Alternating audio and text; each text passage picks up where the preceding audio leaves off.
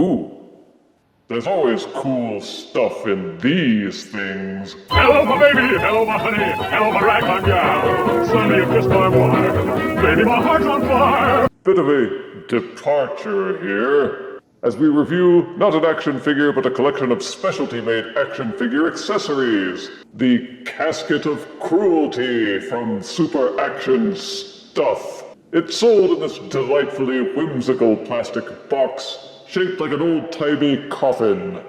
Cleverly designed so it can be extended while leaning slightly backward to display any contents. So the box itself can be an accessory.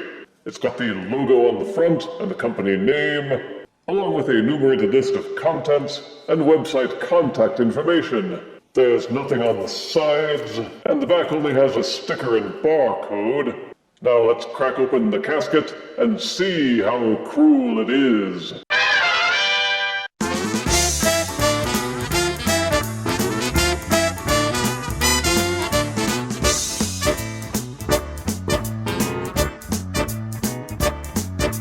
The transparent slashy effect piece fits over the sword to convey a phony sense of swiftness and power. Some of the blood splats are made to fit over the blades by slotting them on.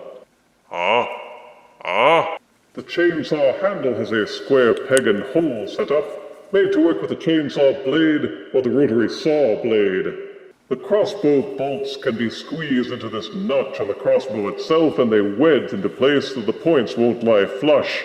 Otherwise, you have to leave them lying loose, or hold them in with poster putty or some other harmless means of adhesion. I found the Riot Shield to be one of the harder pieces to use. Most of my figures can't get their arms through the handle grips, and the ones who can don't seem able to grip the other handle to wield it properly. As for the boxing gloves, their plastic is a bit harder, and they don't fit over the hands of most figures. You will have to use figures which have removable, interchangeable hands, pull the hands off, then slide the gloves onto the stumps of the arms.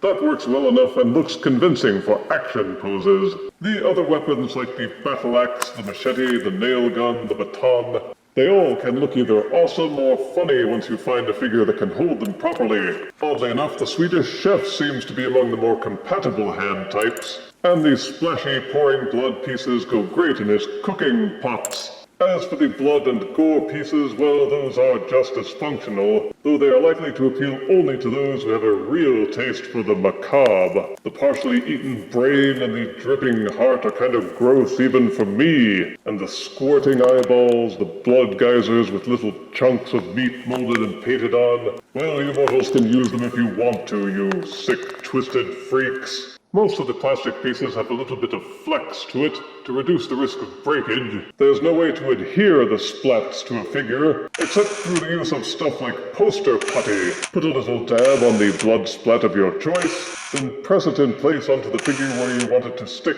The results will vary, especially if you live in warmer climates where the putty will almost always be softer and cause gradual droopage. Everything is sized to 1/12 scale for figures between 5 to 7 inches. Anything smaller or larger, and the effect won't be as convincing. Then there's the casket.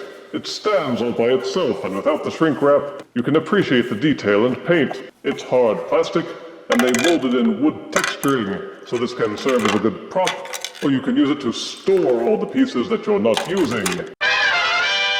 The Casket of Cruelty is a mixed coffin, to be sure. If you like variety, you'll enjoy having this collection to customize your figures in new and gruesome ways. Positives are it delivers exactly what it promises. The pieces are well crafted, well painted, well detailed, and varied enough that you are sure to find something to jive with your collection, and stage some amusing dioramas. The storage casket is fun in and of itself, especially if you have any monster figures like Dracula. Negatives are that it can take a bit of fussing to get your figures to hold these pieces. The blood splats won't stay in place without some kind of adhesion gimmick, and this blood soap set certainly is not for little tykes. Many pieces would be easy for little kiddies to lose or swallow, and there's definitely some shock value to the gore and blood parts. And if you think extra effect and weapon pieces would just be useless clutter, then this probably isn't for you. But for collectors who like to build up a good scene, this set is an excellent means to kick things up a notch. And I give the Casket of Cruelty set 8 out of 10 deaths. I think you'll find it's a cut above the rest.